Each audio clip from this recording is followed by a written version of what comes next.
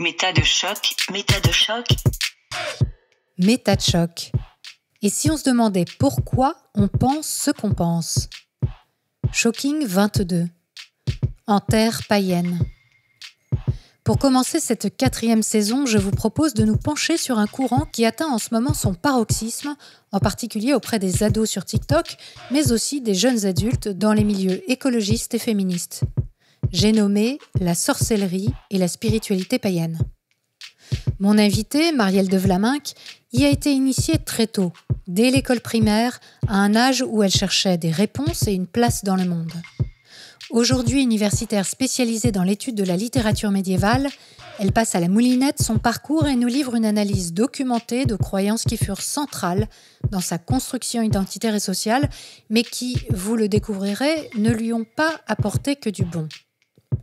Dans cette série en 4 volets, nous prenons conscience de la puissance de l'éducation et des expériences personnelles dans l'ouverture au monde magique et un peu inquiétant des potions, des sorts et des incantations. Chapitre 1 – Sorcière Academy.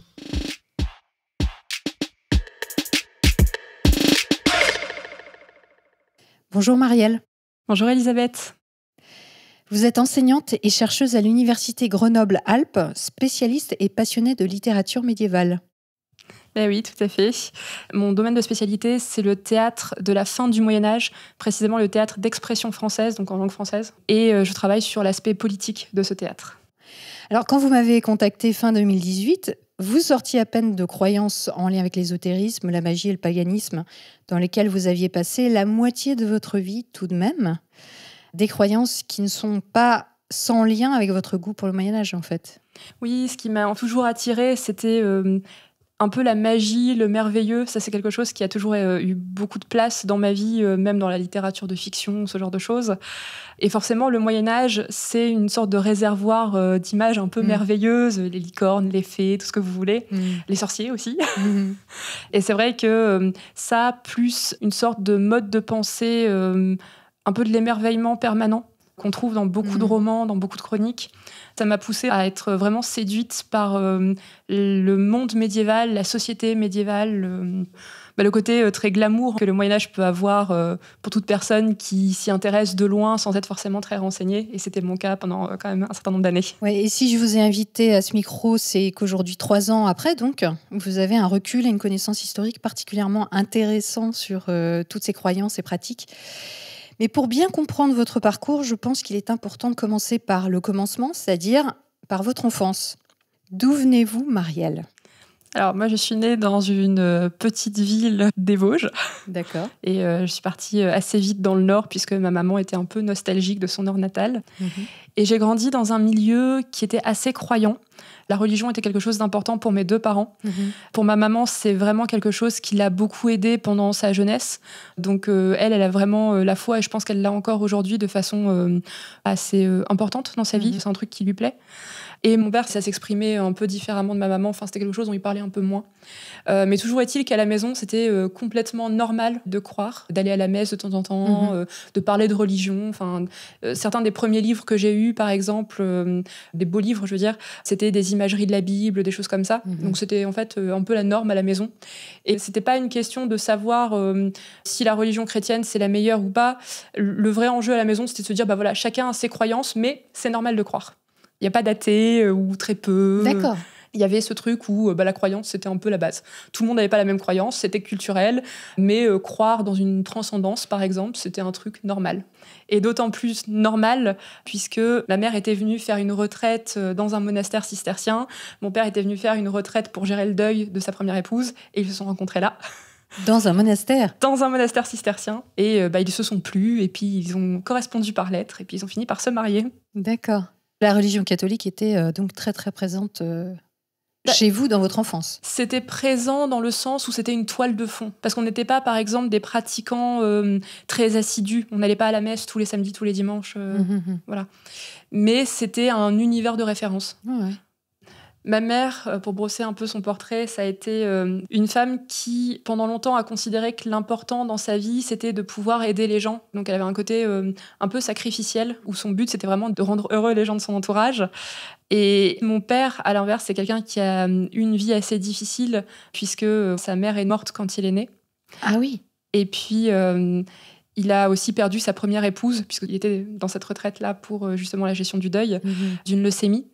Et outre le fait qu'ils s'entendaient vraiment bien parce qu'ils avaient plein de centres d'intérêt communs et ils ont toujours eu une très grande complicité, je pense qu'il y a eu ce truc où ma maman s'est dit sans doute qu'elle pouvait l'aider. Et puis mon papa s'est dit qu'elle était chouette, cette jeune femme qu'il a rencontrée. Donc moi, mon père, je l'ai toujours connu du coup assez réservé sur ses émotions, qui exprimait pas beaucoup de choses. Et surtout, je l'ai toujours connu en situation de handicap aussi, puisqu'il avait déjà eu un accident de travail à l'époque où il a rencontré ma maman. Donc moi, je l'ai toujours connu en fauteuil roulant. D'accord. Et c'est vrai que du coup, c'était une famille qui était un peu atypique dans le sens où ma maman ne travaillait pas mais s'occupait de mon papa. Et puis mon papa ne travaillait pas non plus puisqu'il était en situation de handicap. D'accord. Le noyau familial, en fait, était assez fort. Mes parents étaient très présents. Et la couche, on va dire, un peu extérieure du noyau, donc composée de mes grands-parents, de mes oncles et de mes tantes, était aussi assez présent. Dans ce noyau familial-là, il y avait un peu des histoires qui circulaient, des légendes familiales, on va dire. Notamment le fait que du côté de mon grand-père maternel, mon grand-père, en fait, a été le premier homme sur un certain nombre de générations, 7 ou 8, je crois, à vivre au-delà de 40 ans. Ah oui. Oui. Donc il y avait cette suspicion d'une sorte de malédiction familiale, ou en tout cas c'est des mots que ma mère a employés, parce que quand même c'est bizarre qu'ils sont tous morts avant 40 ans. Donc il y avait cette aura un petit peu de mystère qui pesait sur une partie de la famille. Et puis du côté de ma mère, il y avait une tante qui suspectait que son mari la trompait, et elle a décidé de se supprimer avec ses enfants en se jetant dans le cours d'eau local. Et manque de chance, elle a survécu et pas ses enfants. D'accord.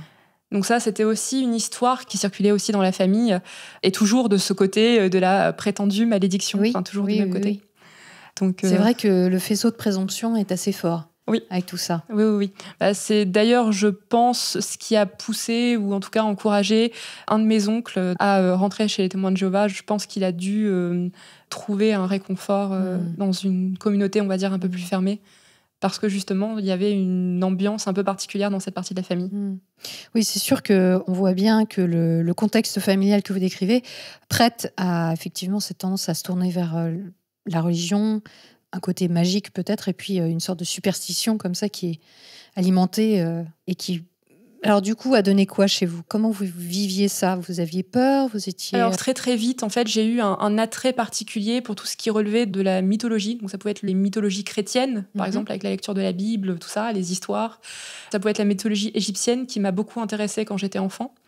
Je me réfugiais un peu dans ces histoires-là, et c'est des histoires justement où on vous parle de malédictions, de grandes aventures, de grandes épopées, de vengeances terribles, de magie... de sorcellerie. De décisions cornéliennes. Aussi. Ouais. Donc c'était un peu mon paysage quand j'étais enfant. Ce qui fait qu'à l'école, par exemple, avec mes amis, on jouait à incarner, par exemple, des personnages d'Harry Potter, des personnages de mythes, comme ça, de mythologie. On s'inventait des histoires et on se racontait aussi des histoires qui faisaient un peu peur ou qui étaient un peu inquiétantes, puisque en primaire, en tout cas, il y avait pas mal d'histoires qui circulaient. Un tel qui disait « mais moi, je suis sûre, j'ai vu un fantôme, mais moi, je suis sûre. » Enfin... Oui, ça, c'est assez classique chez les ados, les pré-ados. Oui, ce genre d'histoire. Et vous diriez que tout ça, ça répondait à des questions existentielles que vous posiez à l'époque, ou est-ce que c'était plus comme un mode naturel, quelque part, de penser, ayant baigné dans cette culture familiale ? Alors, je pense qu'il y a eu les deux, en réalité, puisque d'une part, c'était effectivement mon horizon naturel familial, et d'autre part, comme à la fin du primaire, et puis surtout pendant le collège, j'ai fait partie de ces personnes qui ont subi un peu de harcèlement scolaire, forcément, je me sentais pas très bien à l'école. Ça m'amenait vraiment pas mal de douleurs, parce que c'est pas très agréable d'être ostracisé quand on est enfant. Et puis surtout, ça m'amenait énormément de questions existentielles sur ma place dans le monde, quel est le but de la vie, quel est le sens de ma vie. Parce que évidemment, quand on ne se sent pas très bien dans son lieu d'enseignement, à l'école, qui est quand même le lieu où on passe l'immense majorité de sa semaine, ça amène plein de questionnements sur sa place dans le monde, sur sa place dans la vie, sur énormément de choses. Et donc déjà à l'école et au collège surtout, puisque ça a été la période la plus dure de ma vie, je me suis beaucoup rapprochée de personnes qui, comme moi, étaient un peu en marge de la classe. Et l'une des façons qu'on avait de communiquer, c'était toujours par ce biais des histoires, de la fiction. Donc on parlait beaucoup de livres, on parlait beaucoup de littérature, d'histoires, de mythes, de légendes, de films, de fiction. Et puis on se racontait aussi évidemment les histoires qui avaient pu nous arriver ou qu'on avait entendu dire. Et il se trouve qu'à cette époque-là, j'avais une certaine collection personnelle d'histoires étranges et un peu inexplicables qui avaient pu m'arriver. Et donc forcément, ça permettait, on va dire, dans ce petit cercle au moins, de jouir d'une certaine aura. D'accord. Modérée, mais un peu quand même. De se mettre en valeur, d'avoir une place dans le groupe, quoi. On fait ce qu'on peut, voilà. Oui, bien sûr. On fait ce qu'on peut. L'histoire, je pense, qui a toujours été la plus marquante, ça a été une histoire qui, en fait, est liée à un phénomène qui se développait chez moi à cette époque-là, qui était une tendance à faire beaucoup de paralysie du sommeil. Puisque j'en ai fait... Ma première, ça doit être vers 5-6 ans, quelque chose comme ça, ou en tout cas la première dont j'ai le souvenir. Les plus récentes doivent dater d'il y a 2-3 mois. Ah oui, à tout casser. D'accord. Alors, dites-nous d'abord, c'est quoi une paralysie du sommeil ? Je pense que c'est important de l'expliquer. Tout à fait. Ça se manifeste comment ? Alors, une paralysie du sommeil, c'est un trouble du sommeil qui se manifeste par la sensation d'être intellectuellement, psychiquement éveillé et d'avoir son corps endormi et paralysé qui ne nous répond pas. Ce qui est évidemment une situation un peu angoissante quand on n'est pas préparé psychologiquement. Ça peut s'accompagner d'hallucinations auditives, visuelles. Donc, par exemple, d'impressions de matière noire qui suinte des murs. Ça m'est arrivé. D'impression que quelqu'un est près de vous et vous observe. Enfin, parce qu'en fait, vous êtes un petit peu entre le rêve et l'éveil, puisque votre cerveau considère que vous êtes toujours endormi, ce qui fait que votre corps est paralysé par une hormone qui est sécrétée pendant la nuit. Et par contre, votre esprit, en fait, est parfaitement réveillé. Donc, vous avez cette impression extrêmement angoissante d'étouffer, d'être paralysé, de ne pas pouvoir bouger, d'être dissocié de votre corps, qui est évidemment très désagréable.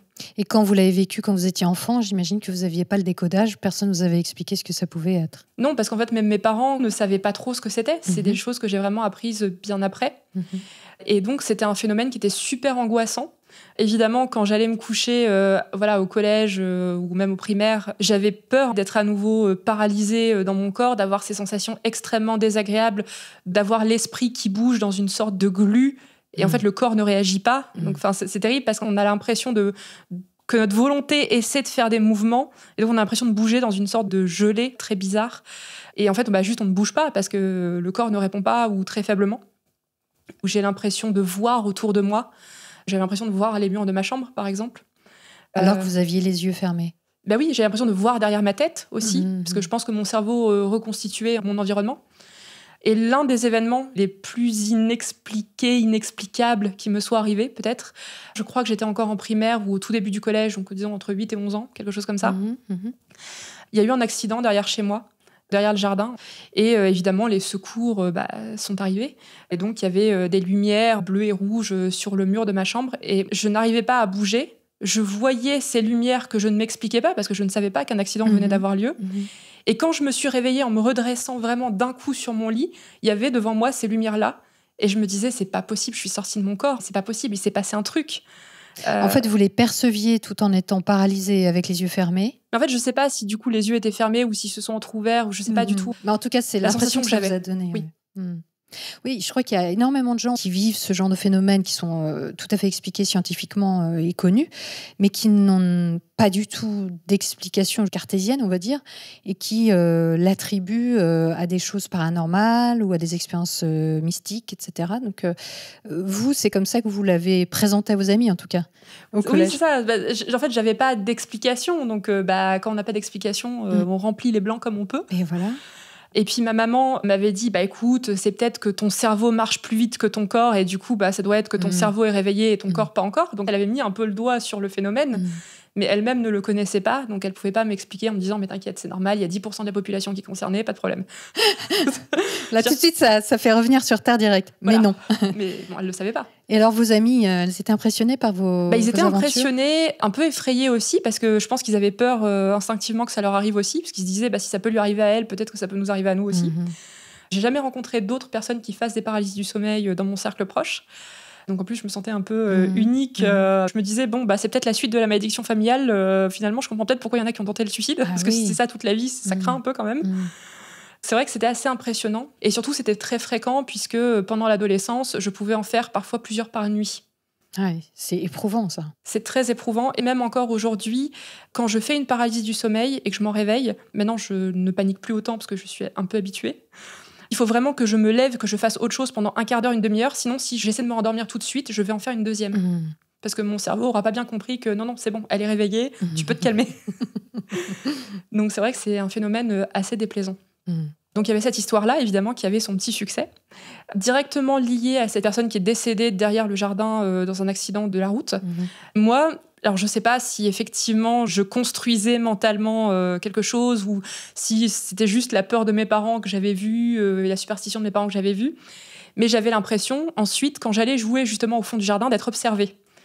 Et je sais que ma maman avait cette impression-là aussi et qu'elle a même fait donner une messe à l'église locale pour la paix de l'âme de cette personne qui est décédée.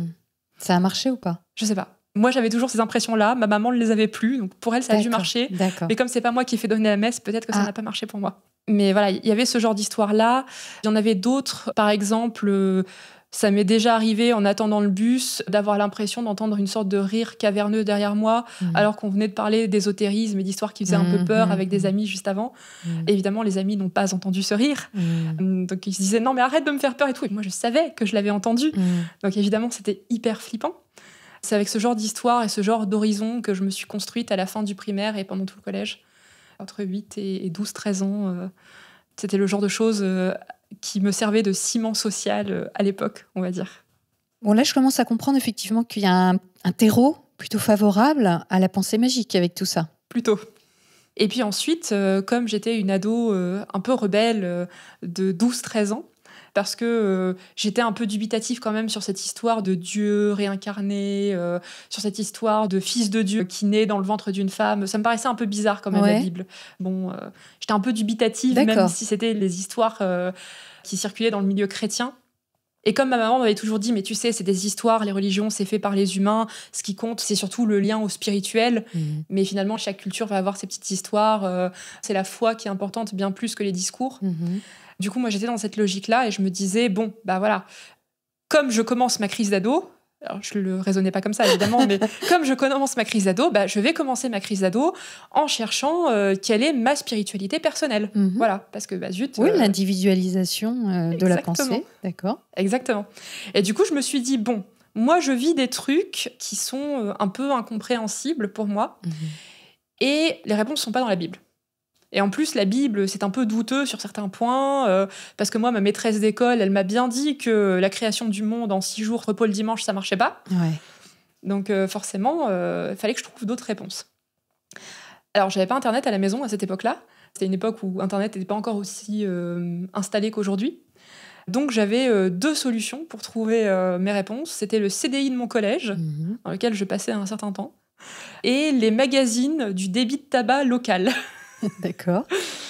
Saviez-vous que quand même déjà à cette époque-là, il y avait des magazines ésotériques à hauteur d'enfant ? Ça ne m'étonne pas. Et ben voilà. Donc quand j'avais mon argent de poche donné gracieusement par ma grand-mère, et ben j'allais acheter qui un bonbon, qui un paquet d'autocollants Pokémon, qui un magazine ésotérique que je planquais dans mon sac. Ça a commencé comme ça. Et en fait, le CDI de l'école avait aussi des ordinateurs auxquels on pouvait accéder. Alors, pas beaucoup, c'était très régulé, mais parfois, je furetais un peu là-dedans, discrètement. À l'époque, je ne savais pas que c'était mieux d'effacer son historique de navigation. Donc, si les documentalistes de mon CDI ont un peu regardé mon historique de documentation, ils ont dû se poser des questions. Et surtout, comme c'était un CDI assez vétuste, on pouvait trouver des livres assez anciens aussi dedans. Donc, alors des livres de mythes et de légendes, ça m'intéressait beaucoup.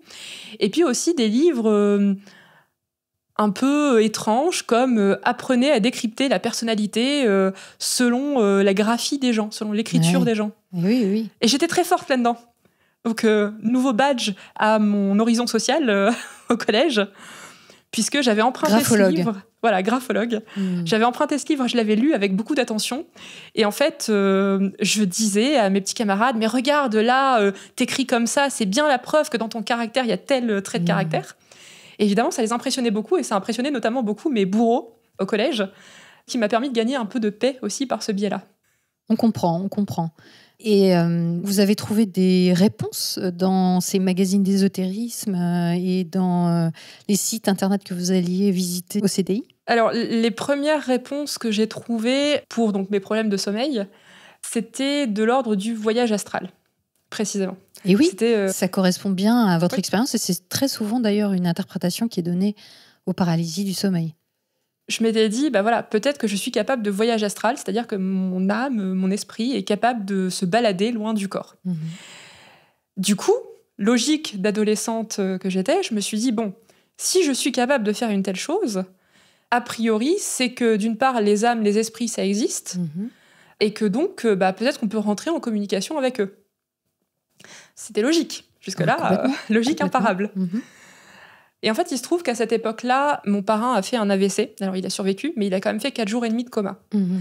Évidemment, grosse frayeur, d'autant que l'accident de travail que mon père a eu et qu'il l'a mis en fauteuil roulant, on ne sait pas trop dans quel ordre ça s'est passé, mais il a glissé sur une plaque de verglas et il a fait un AVC. Donc, on ne sait pas s'il a glissé parce qu'il a fait un AVC ou s'il a d'abord glissé, il s'est cogné la tête et du coup, ça a fait un accident vasculaire cérébral. Mais pareil, il a fait du coup un moment de coma, d'absence, puis il en est ressorti amoindri physiquement. Donc évidemment, c'était très angoissant dans la famille parce qu'on voyait bien ce que ça donnait avec mon père. Et moi, c'est vraiment le moment où je me suis dit, si Dieu existe, ou si les esprits existent, ou si n'importe quoi existe, faut qu'il y ait un signe, quoi. Parce que moi, j'étais très angoissée. En plus, mon parrain, à l'époque, était jeune papa. Son épouse venait juste d'accoucher. Donc, c'était un peu jeune pour que sa fille soit orpheline. Et je me souvenais que ma maman me disait beaucoup que sa grand-mère, dont elle était très proche, très souvent, depuis son décès, elle pensait à elle, elle lui adressait des prières, elle avait l'impression qu'elle était là. Et je me suis dit, c'est ça la réponse pour savoir exactement, éventuellement sauver mon parrain. C'est le spiritisme. Je vais essayer de rentrer en contact avec mon arrière-grand-mère. D'accord. Ouais. C'est comme ça que ça a commencé, en fait. Je me suis dit, elle est décédée, donc elle est de l'autre côté. Peut-être qu'elle peut lui dire de ne pas mourir. Ça, c'est vraiment comme ça que je raisonnais à cette époque-là. Oui, je pense que c'est un raisonnement que beaucoup de gens ont, en fait. La communication avec les morts, les esprits, pour communiquer, justement, faire le pont avec les occupants de la Terre. C'est vraiment comme ça que ça a commencé, mon intérêt pour le spiritisme. Alors, il y avait des graines qui avaient été plantées par les magazines ésotériques que je planquais dans mon sac, sous mon lit même, précisément entre le matelas et le sommier. Parce que j'avais peur que ma mère les trouve quand même. Je me disais, à mon avis, la sorcellerie, l'ésotérisme, le mysticisme, moyen quand même. Alors qu'en fait, je pense qu'elle ne se serait pas offusquée. On en aurait sans doute beaucoup discuté, mais elle ne m'aurait pas chassée de la maison, elle ne se serait pas énervée. Parce que j'avais quand même cette idée que c'était peut-être des trucs qui n'allaient pas totalement dans le sens de la Bible et que moyen, en fait. Ce qui est une réalité, ça ne va pas vraiment dans le sens de la Bible, on peut le dire. Alors justement, c'est peut-être l'occasion de définir un peu les termes, parce que là, on parle d'ésotérisme, et c'est vrai que on connaît tous les rayons d'ésotérisme, etc. Mais qu'est-ce que c'est que l'ésotérisme précisément ? Est-ce que vous pouvez nous en donner une définition ? Oui, bien sûr. L'ésotérisme, c'est un certain rapport au monde selon lequel il y a des vérités cachées qui doivent être révélées sur le monde par le biais d'une initiation et par le biais de pratiques particulières. Alors ces pratiques, ça peut être la magie, ça peut être la sorcellerie, ça peut être le spiritisme. Il y a aussi de l'ésotérisme dans les religions monothéistes. Comme vous le dites, c'est le fait d'initier, d'avoir accès à une connaissance par l'initiation. Et effectivement, ce qu'on appelle aujourd'hui l'ésotérisme dans le langage courant est très lié à l'occultisme, c'est-à-dire en fait de chercher des réponses dans la magie, dans les rituels, dans la sorcellerie, dans les choses comme ça. Et là, l'occultisme, c'est justement le fait d'aller chercher des secrets dans la nature qui nous seraient cachés, mais auxquels on aurait accès potentiellement par des pratiques justement cachées. Voilà. Oui. Les magazines auxquels j'avais accès, justement, parlaient beaucoup d'occultisme, de rituels, de ritualisation. Et c'est là qu'en fait, j'ai appris les bases du spiritisme dans un magazine. Je crois que ça s'appelait Sorcière Academy ou un truc comme ça. C'est pour vous dire... Je crois que le magazine n'existe plus aujourd'hui. J'ai essayé de le retrouver. Il a été sans doute remplacé par bien d'autres, parce que la sorcellerie et le spiritisme, aujourd'hui, on en parle beaucoup. Ce magazine-là avait une esthétique très Charmed, la série, qui était une série que je n'avais pas le droit de regarder à la maison alors que toutes mes copines la regardaient. Du coup, moi, je me mangeais, entre guillemets, en achetant ce magazine-là parce que, justement, ça parlait de Charmed, pas que, mais ça parlait aussi de Charmed. Donc, j'avais accès par procuration à la série que je n'avais pas le droit de regarder à la maison. Voilà, vous pouviez suivre plus ou moins ce qui était dit à la cour de récré, quoi. Il y avait des résumés d'épisodes, et puis il y avait aussi toutes les pratiques en disant, oui, regardez là, dans cet épisode-là, en fait, telle pratique, c'est une vraie pratique, et on vous explique comment faire. C'était ça la base du magazine, en fait. Mais je crois que la série de Charmed n'est pas étrangère au succès actuel de la sorcellerie. Je crois qu'il y a vraiment une construction sociale, culturelle, qui a été développée à partir de cette époque-là, en fait. Oui, je pense aussi. Alors, moi, c'est vrai que du coup, je l'ai vécu, entre guillemets, un peu par procuration, parce que la série, je crois que je n'en ai jamais regardé un seul épisode complet. J'ai essayé il y a quelques années, puis ça m'a un peu ennuyée. C'est pas le top, c'est sûr. J'étais un peu trop vieille. Ouais. Mais je sais que c'était une série dont toutes mes copines parlaient. Et de ensuite, référence. Chez les autres personnes que j'ai pu rencontrer plus tard, c'est une série dont on m'a beaucoup parlé aussi. Donc ces magazines-là, il y en avait un qui était spécialisé justement sur les rituels d'invocation, et notamment d'invocation des morts. Du coup, du spiritisme, puisque le contact avec les défunts. Et moi, je me suis dit, génial, qu'est-ce qu'il me faut ? Donc, j'ai regardé un peu tous les rituels proposés. Ça mentionnait la table de Ouija, le pendule, et puis aussi, ce que j'ai utilisé à l'époque, le miroir noir. Alors, c'est quoi ça, le miroir noir ? Alors, le miroir noir, c'est un outil qui est utilisé en spiritisme et en divination. C'est une surface réfléchissante qui a été un peu opacifiée. C'est vraiment une sorte de miroir, mais légèrement teinté de noir, qui reflète pas très très bien les choses. Donc pour le spiritisme, vous vous mettez dans le noir, vous mettez une bougie devant, vous fixez le reflet de la flamme, et dans ce reflet, normalement, vous allez avoir accès à des réponses, à des signes, à des impressions. Donc évidemment, il y a la persistance rétinienne qui joue. Donc vous voyez, au bout d'un moment, à force de fixer cette flamme dans le reflet qui est un petit peu plus sombre, vous voyez des sortes d'images un peu distordues, et vous posez des questions. Donc la flamme vacille avec votre souffle, puis vous avez l'impression du coup d'avoir une réponse avec des images un peu étranges dedans. Vous voyez apparaître comme des formes, des visages. Moi, c'est l'outil principal que j'utilisais pour le spiritisme. Des pareidolie, donc. Oui. C'est-à-dire à partir d'une forme qui ressemble à un visage, par exemple, ou à une silhouette, une interprétation qu'on peut faire, de se dire, oui, j'ai vu quelque chose. Oui, c'est ça. Je pense que mon cerveau interprétait les formes avec ce qu'il connaissait, donc les visages humains, des formes d'animaux, des silhouettes. Oui, bien sûr. Et donc, qu'est-ce que vous en déduisiez alors, quand vous voyez ça ? Justement, du coup, c'était ça la question, parce que c'est bien gentil de voir, mais après, il faut interpréter. C'est important. C'est ça. C'est ça qui m'a poussée, du coup, à me renseigner un peu plus sur la symbolique des choses. Parce que la première fois que j'ai tenté, moi, je voyais des choses, ça me faisait penser à... Puis là, vous insérez tout ce que vous voulez. Donc, par exemple, la première séance que j'ai faite, c'était justement pour essayer de contacter mon arrière-grand-mère, pour essayer de sauver mon parrain. Et puis, moi, j'ai eu l'impression, dans la flamme, de voir une sorte d'oiseau. Alors, je me disais, est-ce que c'est un bon ou est-ce que c'est un mauvais présage ? Oui. Question. Bon, à l'époque, j'étais un peu optimiste, donc j'en ai déduit que ça devait être un bon présage, parce que si l'oiseau s'envole, c'est qu'il est en vie. D'accord. Mais j'aurais pu faire une interprétation pessimiste en me disant, c'est l'âme qui s'envole, donc il va mourir. Bon, j'ai été optimiste. Ça m'a beaucoup rassurée, parce que je me disais, c'est bon, il va s'en sortir. Bon, il se trouve qu'effectivement, il s'en est sorti. Donc ça m'a en plus confortée dans ma croyance. Je me suis dit, putain, je l'avais vu. Donc, j'étais trop fière, forcément. En plus. Mais bizarrement, c'est pas un truc dont je me suis vantée auprès de ma mère. Notamment parce que je sais qu'il y a un truc pour lequel elle m'aurait engueulée. Et peut-être qu'elle m'engueulera après la diffusion de cette interview, c'est qu'allumer une bougie sans supervision dans une chambre où il y a du parquet et des livres, c'est pas une super idée. Donc l'un des scoops de cette émission, pour votre mère en tout cas. Tout à fait. D'accord. Comme j'ai commencé à m'intéresser à la symbolique, j'ai fini par en parler dans mon cercle social de l'époque à des amis, et notamment à une amie qui m'a dit « Écoute, ça tombe bien, j'ai acheté un truc, c'est génial. En plus, ils le vendent dans les débits de tabac. » Et elle m'a sorti de sa poche un paquet de cartes de tarot de Marseille qui faisait à peu près 7 cm de haut, à tout peser. Ah oui ? En plus, ça pouvait se planquer. Oui, parce qu'il y a des petits tarots de Marseille, en fait. D'accord. Et elle m'a dit, regarde, c'est hyper intéressant parce que sur Internet, parce qu'elle avait Internet à la maison, t'as plein de significations sur les cartes et peut-être que ça t'aidera à comprendre un peu les messages que tu peux recevoir. Parce que si les significations sont vraies pour les cartes du tarot de Marseille, ça doit être vrai dans l'absolu, en fait. C'est comme ça que j'ai commencé à m'intéresser à la divination par les cartes. Mais les expériences que j'ai eues avec les cartes n'ont pas été très heureuses. Elles ont même été assez effrayantes pour la plupart, donc je ne suis pas restée très longtemps dans ma période carte divinatoire. Ah oui ? Qu'est-ce qui s'est passé ? Alors, l'exemple qui m'a beaucoup marquée quand j'étais adolescente, c'était une soirée d'anniversaire justement chez cette amie. Et moi, j'avais pas encore acheté mon tarot à cette époque-là. Et donc, elle m'avait dit, si tu veux, tu peux tester le mien et tout. Donc, j'étais en mode, allez, ok. Et puis, comme j'avais déjà un peu cette réputation d'être quelqu'un de particulièrement sensible au spirituel, on va dire. Une de ses amies a dit vas-y, lis-moi les cartes, dis-moi ce que tu vois. Donc je commence à faire un tirage. Donc on avait la feuille imprimée d'internet, pliée pour être cachée, parce que pareil, elle voulait pas que ses parents tombent dessus. Donc j'étais en mode bon, alors il faut mettre la carte là, il faut tirer en croix, il faut mettre telle carte là, ça renvoie à telle chose. Technique. Donc technique. Et puis je commence à retourner les cartes. Et en fait, dans le tirage au centre de la croix, il y avait le pendu. Tout de suite, l'ambiance se glace.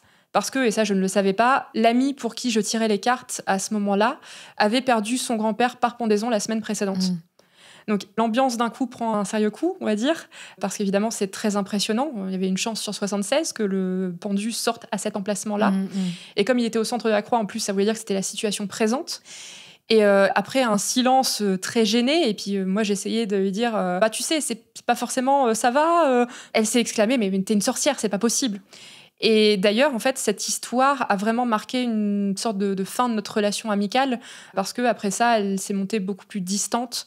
Je pense qu'elle avait vraiment peur, en fait, que je sois peut-être capable de lire des choses qu'elle n'avait pas envie de révéler, ou de savoir des choses par intuition. Enfin, tout d'un coup, j'étais devenue la personne pour qui l'ésotérisme fonctionne. Et vous l'avez vécu comment, le fait qu'on vous dise « t'es une sorcière » ? J'ai été un peu secouée, mais en même temps, j'étais déjà très fan d'Harry Potter, donc pour moi, c'était pas une insulte. Ah, d'accord. Donc c'était plutôt valorisant pour vous. Mi-valorisant, mi-inquiétant, dans le sens où ça m'a quand même coûté une relation amicale. Puis c'est quand même quelque chose, quand ça arrive, qui est très impressionnant, qui est très glaçant, parce que vous dites, mais non, c'est pas possible, il y avait tellement pas de chance que ça sorte là, enfin, il doit se passer un truc. Ça m'a beaucoup confortée dans le fait de faire finalement très peu de tirage de cartes, parce que j'étais effrayée, non pas de ce que moi je pouvais être, mais du pouvoir des cartes. Je me disais, si ce truc est aussi puissant, pourquoi est-ce que les gens sont aussi inconscients et le vendent comme ça dans des grandes surfaces ? Enfin, c'est complètement débile. Donc du coup, je me disais, peut-être que ça marche pas pour tout le monde. Et que les cartes ne réagissent qu'avec certaines personnes. Et effectivement, l'idée a fait son bout de chemin, et je pense que ça m'a confortée dans l'idée que j'avais peut-être une affinité un peu exceptionnelle avec des pratiques occultes. Donc finalement, ça vous a pas trop incité à vous aventurer dans les histoires de tarot, de cartes et tout ça. Vous êtes plutôt resté sur le spiritisme et la magie à ce moment-là. En fait, je suis restée sur ce que je connaissais. Donc, je suis restée évidemment sur le spiritisme. Et puis à cette époque-là, je suis restée aussi dans ce qui était connu dans ma famille. Et il se trouve que dans ma famille, alors bien que le milieu ait été chrétien, il y avait quand même la circulation d'un certain nombre d'idées et de pratiques un petit peu différentes, un petit peu ésotériques, notamment par le fait que mon père, lors de la maladie de sa première épouse, qui est décédée d'une leucémie, mais qui s'est quand même battue contre cette maladie pendant 8-9 ans, quelque chose comme ça, comme la médecine n'arrivait, semblait-il, pas à grand-chose, et que son épouse était très croyante aussi, ils se sont rapprochés en fait de groupes de prière qui priaient au nom de Dieu, qui soignaient au nom de Dieu par imposition des mains, par radiesthésie, donc avec le pendule. Ah oui ? Oui. Dans le milieu de l'église ? C'était un milieu un peu à côté. C'était des gens qui allaient à l'église, qui étaient très croyants, mais qui avaient des pratiques un peu étranges. D'accord. Fait. Il a gardé de ces années un certain nombre d'habitudes, et notamment de, alors je le cite, jouer avec le pendule. D'accord. C'est vraiment comme ça qu'il le présentait. Donc il avait une petite collection de 2-3 pendules qu'il avait gardées à cette époque-là. Et il s'éclatait, par exemple, à prédire les résultats de matchs de foot avec le pendule.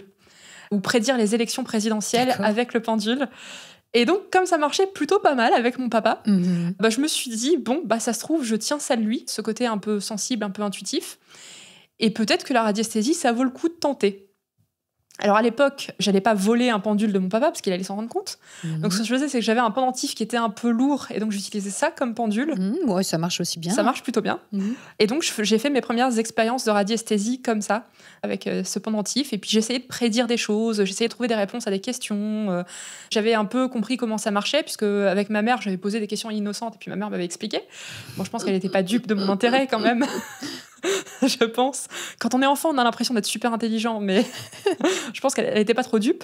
Et puis, elle m'avait parlé aussi, par exemple, de magnétisme, en disant, on peut magnétiser de l'eau en mettant les mains et en se concentrant. Elle aussi. Alors, c'est quand même assez intéressant parce qu'ils étaient très catholiques, mais en même temps, ils étaient ouverts à ce genre de pratique. Ça paraît assez antinomique comme ça, vu de l'extérieur. Je pense pas que ça le soit tant que ça, dans le sens où ce qui a toujours été important pour ma maman, ça a été non pas la Bible, le contenu doctrinal, mais vraiment la foi et le lien à la divinité, au divin, à la relation avec Dieu. Du coup, quelle est cette relation-là, par exemple, par le magnétisme ou par le pendule, ou bien qu'elle l'est par la prière et le fait d'aller à l'église toutes les semaines.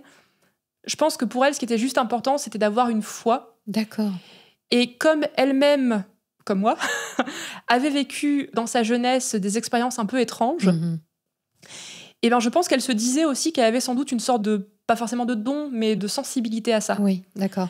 Donc c'est aussi des histoires avec lesquelles j'ai grandi, parce que quand j'ai commencé à lui en parler un petit peu, je sais que par exemple l'épisode du tirage de cartes, j'ai pas vraiment tout raconté, mais j'en ai un petit peu parlé. Je lui ai dit, maman, quand même, y a ça qui circule à l'école, c'est un peu bizarre. Est-ce que, enfin, j'y suis allée très prudemment. Je lui ai pas dit exactement la nature de mes expériences, mais j'en ai un peu parlé avec elle.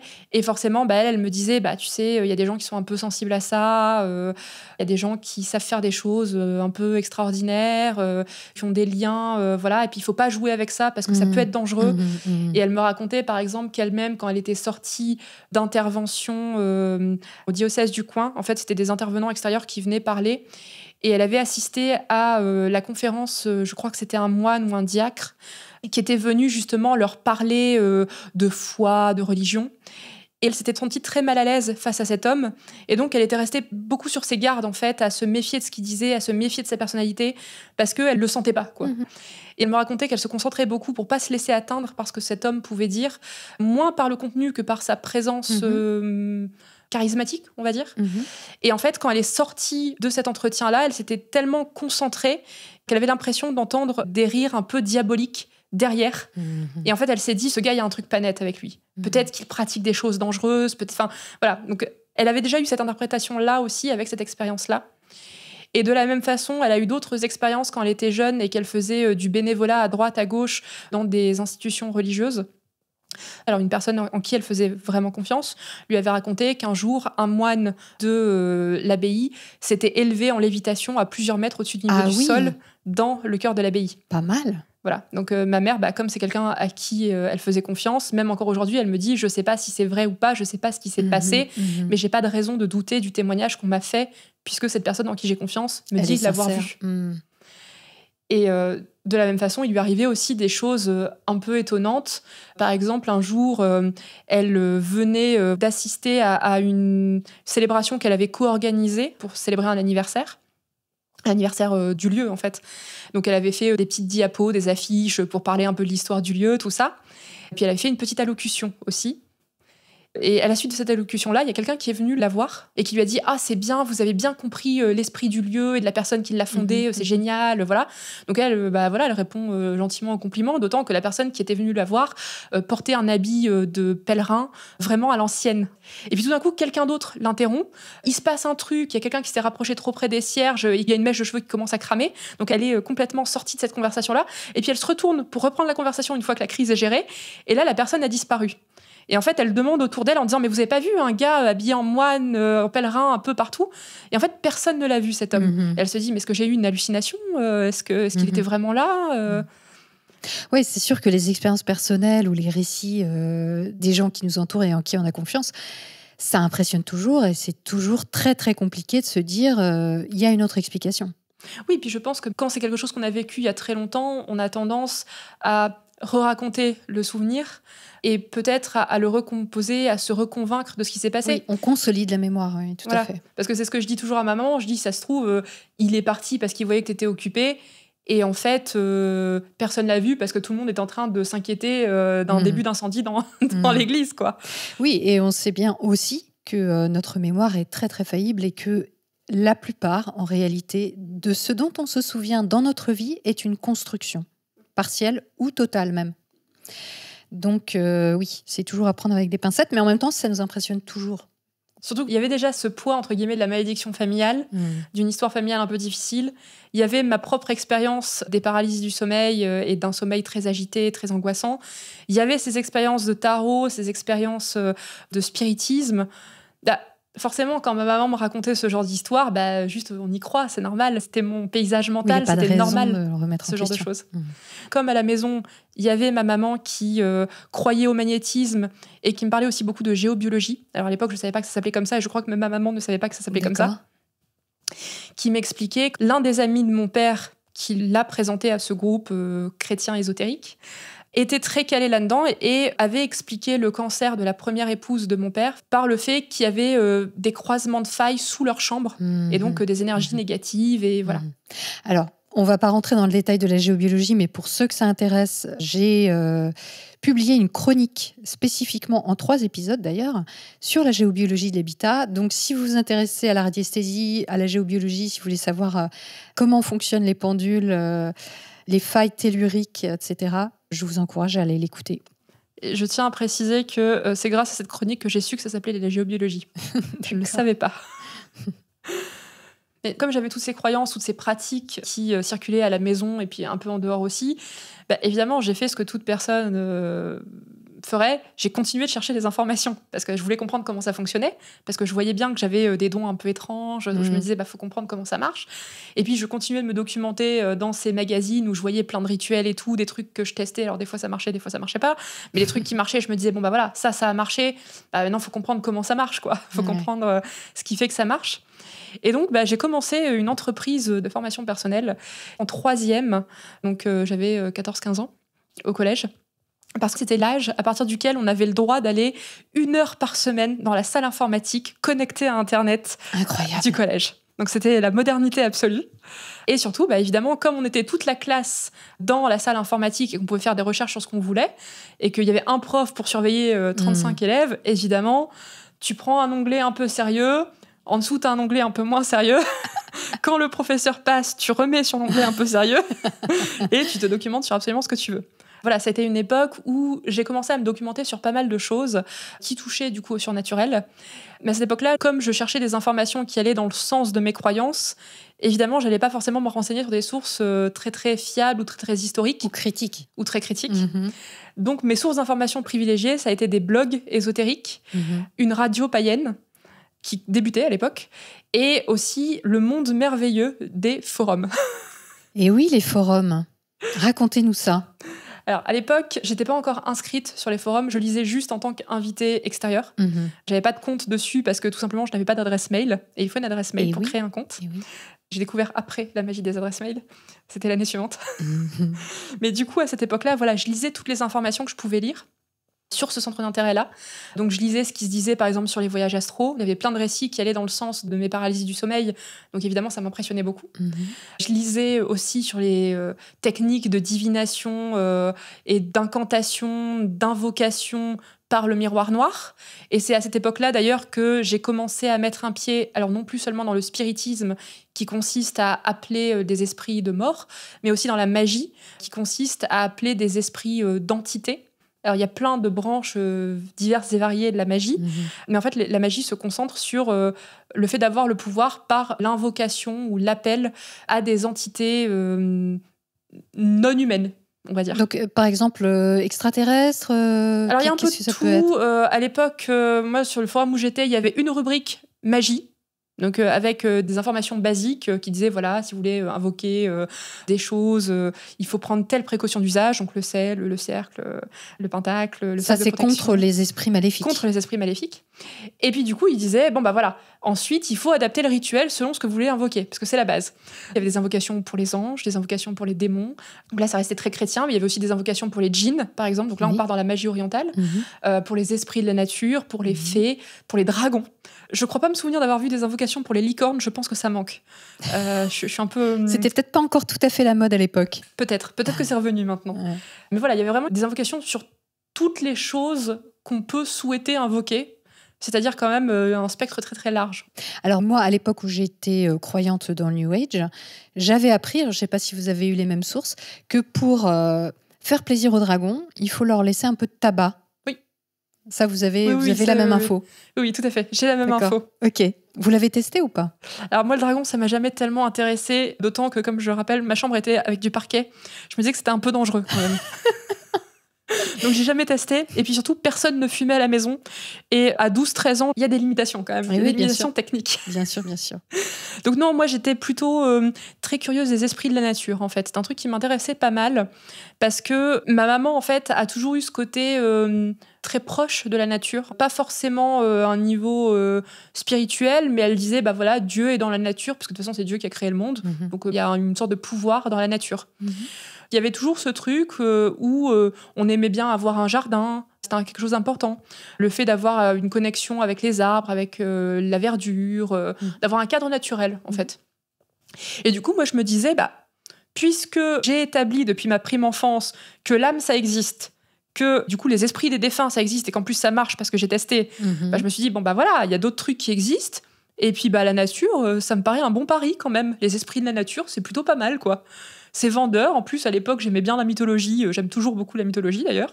J'avais ce petit recueil de mythes et légendes celtes. Je me disais, en plus, ils en parlent dans les mythes celtes.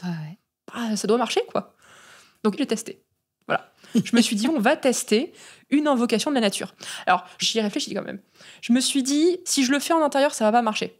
Ça va pas marcher parce qu'évidemment, la nature en intérieur, c'est compliqué. À moins d'avoir une plante en pot. Dans ce cas-là, on peut éventuellement invoquer l'esprit de la plante en pot, mais pas sûr. Ouais, c'est moins nature quand même. Donc, du coup, ce que j'ai fait, c'est que j'ai attendu un après-midi que mes parents partent. Je suis sortie dehors avec mon petit miroir noir sous le bras. Miroir noir, je tiens à le dire parce que je n'avais pas précisé, que j'avais fabriqué moi-même. Ah bon ? Oui, j'avais trouvé dans un magasin de loisirs créatifs du carton effet miroir, un peu, et il y en avait un noir. Donc j'avais fabriqué moi-même avec un vieux cadre et ce carton mon propre miroir de divination. Voilà. Respect. Donc je suis sortie avec ça. Puis je me suis foutue à côté d'une plante, en l'occurrence du lilas du jardin. Donc je me suis dit, qu'est-ce qu'il peut y avoir comme esprit dans un lilas ? Des fées, des fafardets, des lutins, des esprits. Les fafardets, non, on n'est pas en Irlande. Peut-être qu'ils sont un peu casaniers, qui restent en Irlande. Donc on va tester les fées. Je me suis dit, une fée du lilas, quoi ça peut ressembler, une fée du lilas ? Une fleur peut-être, violet, quelque chose comme ça. Donc je me suis concentrée sur la flamme. Et puis j'ai un peu plissé des yeux. Voilà, ça marchait pas très très bien. Et puis à un moment, j'ai eu l'impression, alors avec le recul, ça doit être un papillon ou un truc qui est passé dans mon champ de vision, mais j'ai eu l'impression de voir passer dans mon champ de vision, derrière le miroir, une sorte de petit machin violet. Et je me suis dit, putain, je viens de voir une fée. Et là, c'est là que j'ai su que ça marchait, du coup. Ah, évidemment. Parce que je l'avais vu, je l'avais expérimenté. Vous aviez la preuve. J'avais la preuve. Et puis, moi, ce qui m'intéressait pas mal dans cette possibilité d'existence des fées, ce genre de choses, et dans cette vision un petit peu mystique de la nature que ma maman m'avait transmise, c'est que je me disais, c'est génial, parce qu'en fait, si on a un contact avec la nature, on a un contact avec des choses un peu cachées, des réalités particulières, et puis donc peut-être un savoir aussi un peu caché. Et donc, j'étais pas mal du genre, par exemple, à faire des balades dans la nature, dans les terrains vagues qu'il y avait un peu derrière chez moi, à écouter le bruit en me disant, est-ce que le vent essaie de me dire des choses, des choses comme ça. Par exemple, à rester sous la pluie aussi, parce que je me disais, c'est le ciel, c'est un peu mystique. J'avais l'impression d'être en sorte de communion avec un grand tout. En contact avec les éléments ? Oui, voilà. Donc, c'était quelque chose qui me plaisait beaucoup. Et puis, j'aimais bien squatter aussi à côté des arbres. Alors, ça a été mes tentatives peu réussies de méditation, parce que moi, la méditation, ça n'a jamais été trop mon kiff. Mais je me disais, peut-être que si je médite à côté d'un arbre, je vais entendre la voix de l'arbre qui va me révéler des secrets. Donc, faut tenter. Puis au pire, même s'il ne me révèle pas de secrets, peut-être qu'au moins, j'entendrai l'esprit de l'arbre. Déjà, c'est pas mal. Puis c'était quand même moins voyant que le miroir. Donc, c'était plus discret dans le jardin. Oui. Toujours cette quête de vérité cachée, de connaissance sur la vie. J'avais en fait un peu l'impression d'être une enquêtrice qui allait découvrir le monde et découvrir la vérité sur le monde. Alors du coup, forcément, c'est très exaltant. Je veux dire, c'est trop bien. J'ai connu ça, et c'est effectivement extrêmement exaltant. Surtout quand on a l'impression de toucher du doigt quelque chose. C'est ça, pour moi, ça marchait. Donc je me disais, en plus, je suis en mesure de le faire, j'ai la capacité de le faire. C'est trop bien. Et alors, dans cette quête historique que vous aviez, et notamment au travers des forums, vous êtes intéressée à l'alchimie aussi ? Parce que ça, c'est un grand truc. C'est ça. C'est-à-dire qu'en fait, je traînais beaucoup sur les forums. Alors d'abord, sur des questions de magie. Et puis, on parlait de plein de choses différentes. On parlait de magie, on parlait de sorcellerie, on parlait de spiritisme. Et puis, on parlait d'alchimie aussi. Et puis, de plein d'autres mouvements initiatiques, les mystères d'Éleusis, les mystères d'Isis. Enfin, il y avait plein de choses.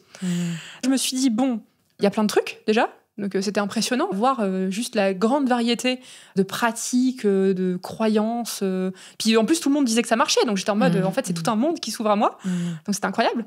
Et puis en lisant tout ça, je voyais quand même qu'il y avait des sortes de sources qui revenaient, notamment pas mal en magie, où on s'appuyait beaucoup sur l'idée, par exemple, du pouvoir de l'or. Si tu veux attirer et invoquer des dragons, c'est bien d'avoir des objets en or pour les attirer, parce que tout le monde le sait, il y a un pouvoir alchimique de l'or, un pouvoir spirituel de l'or. Et en fait, c'est comme ça que je me suis dit, en lisant justement sur les dragons, en fait, ouais, peut-être qu'il y a un truc. Et puis je voyais ces mots alchimie qui passaient là. Je me disais, bon, allez, on va tester, on va regarder un peu ce que ça raconte. Alors, première rencontre avec l'alchimie extrêmement flippante, parce qu'il y a énormément de discours, il y a énormément d'auteurs, il y a énormément de sources. Et en fait, l'alchimie, c'est une pratique qui est très érudite.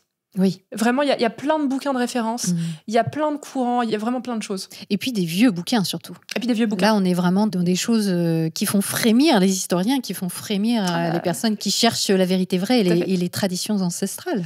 Et moi, ce qui m'a beaucoup intéressée, c'est qu'à l'époque, j'avais, et j'ai toujours d'ailleurs, une passion pour l'Égypte ancienne. Et le truc, c'est que les premières attestations d'alchimie, c'est l'Égypte. Donc forcément, je me suis dit, je savais que j'avais raison d'avoir cette passion.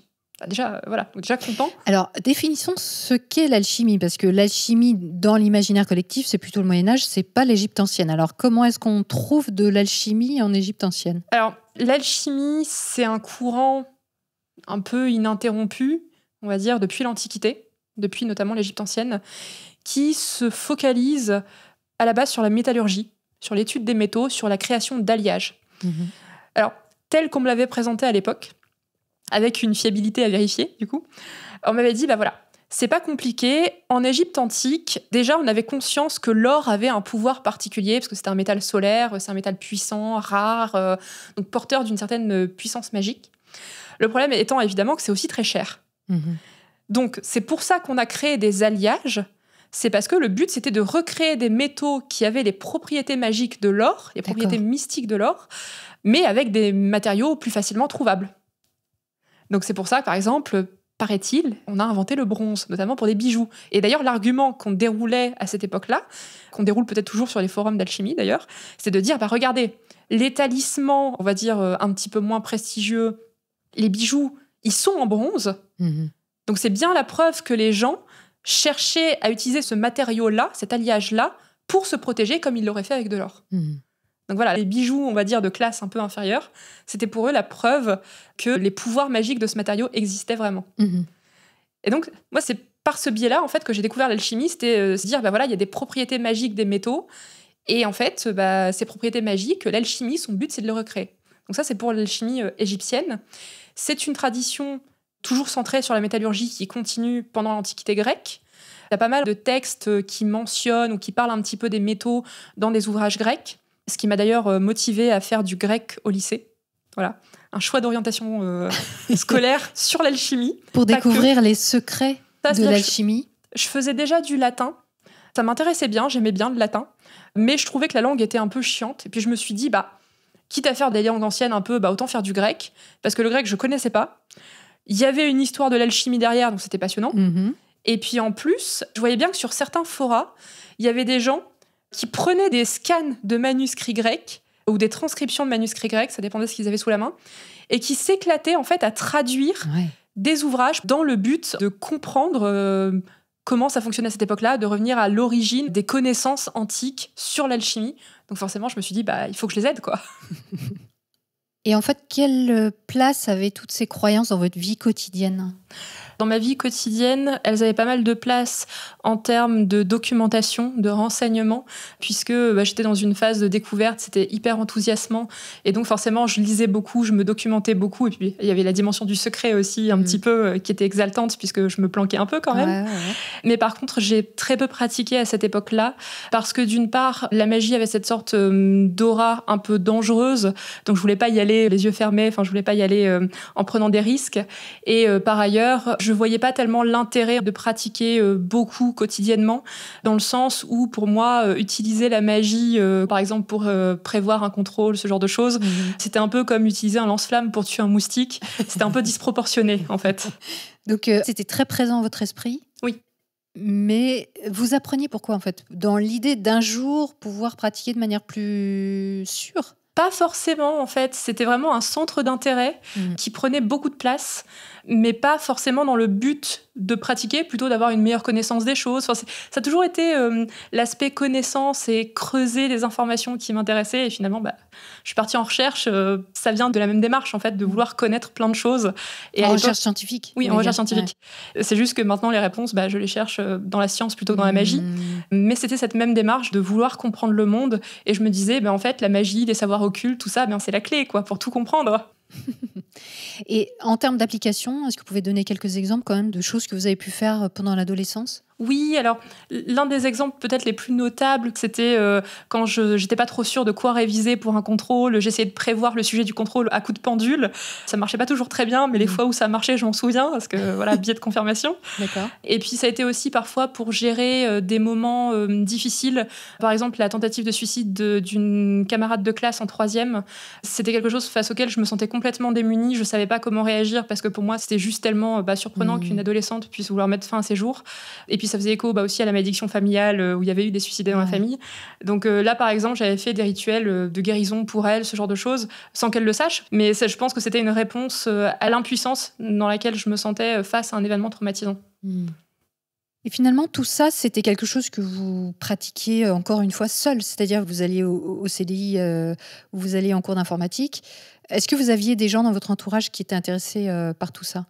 Alors, j'avais des amis de collège qui étaient un peu intéressés, notamment les amis avec qui j'avais tiré les cartes pour la première fois, puisque c'était toujours un peu le même groupe d'amis, en réalité.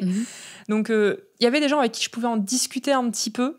Par exemple, il y a des forums, on était plusieurs dans la classe à consulter. On ne cherchait pas des informations sur les mêmes choses, mais voilà. Mais en fait, mon cercle social s'est vraiment étendu à partir du moment où je suis allée au lycée, parce que c'est là où déjà il y a eu Internet à la maison. Donc, j'ai pu enfin me créer une adresse mail et m'inscrire sur des forums. Et puis surtout, au lycée, je suis arrivée dans un établissement qui était beaucoup plus grand que mon collège. Et du coup, forcément, j'ai rencontré plein de gens différents, et notamment des gens qui avaient aussi une passion, et parfois même plus forte que la mienne, pour l'ésotérisme. D'accord. Donc j'ai par exemple rencontré une amie de l'époque qui était très à fond dans l'ésotérisme, notamment dans la médiumnité et le spiritisme, beaucoup. Donc forcément, on avait un petit peu accroché sur ce sujet-là, évidemment. Même si on n'était pas très très proches, mais on s'était rencontrés par ce biais-là. C'est quelqu'un qui était très intéressé par les pratiques ésotériques, par le prisme d'une religion particulière qui est la religion Wicca.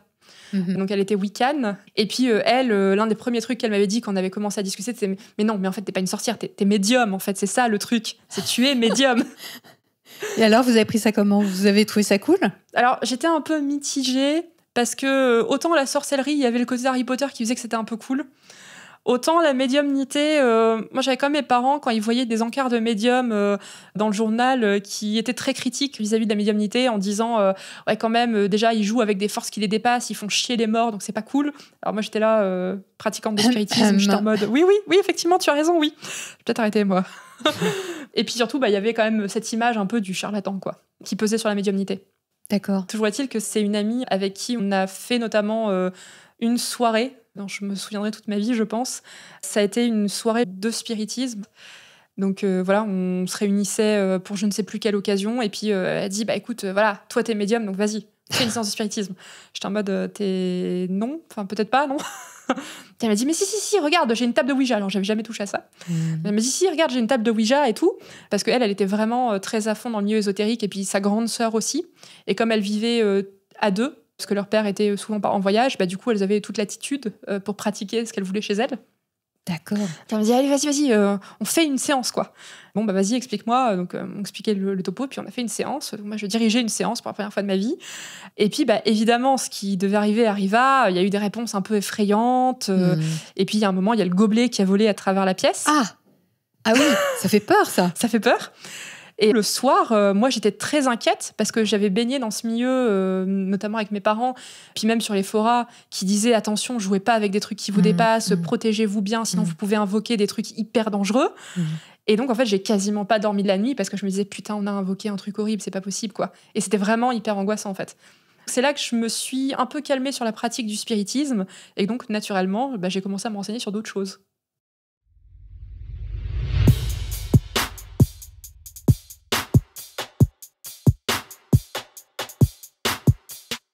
Et c'est la fin de ce premier chapitre. Pour prolonger le plaisir, n'hésitez pas à consulter les ressources mises à votre disposition sur la page dédiée à l'émission sur metadechoc.fr. Suite à la dernière vidéo Scoop, vous avez été nombreuses et nombreux à faire un don ponctuel ou mensuel pour que Méta de Choc vous propose toujours plus d'émissions qui questionnent et dérangent nos modes de pensée. Un grand merci à vous. Si vous aussi vous voulez contribuer à cette entreprise unique d'éducation à la pensée critique appliquée à soi, gratuite, indépendante et sans publicité, suivez le lien en description. Dans le chapitre 2, mon invitée nous racontera comment elle s'est engagée de plus en plus profondément dans la spiritualité païenne. On se retrouve donc vendredi prochain à 18h. D'ici là, prenez le temps d'observer la manière dont vous pensez et de la questionner. Vous n'imaginez pas ce que vous pensez.